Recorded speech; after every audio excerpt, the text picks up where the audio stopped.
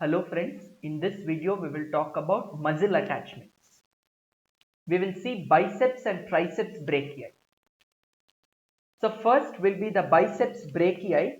We will discuss under origin, insertion, nerve supply and action of the muscle. Okay, so origin. So there are two heads, short and long head. So you're seeing the short head is coming from the tip of the coracoid process. Long head is coming from the supraglenoid tubercle.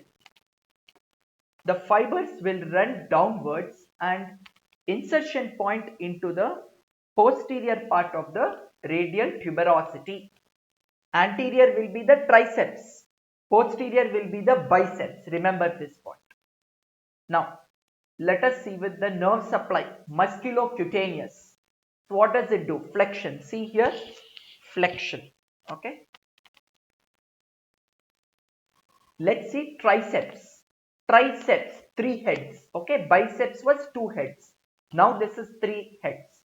So origin, there are three origins for this.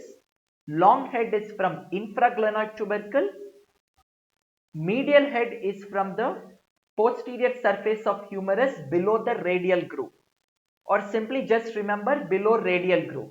Above the radial groove will be the lateral head.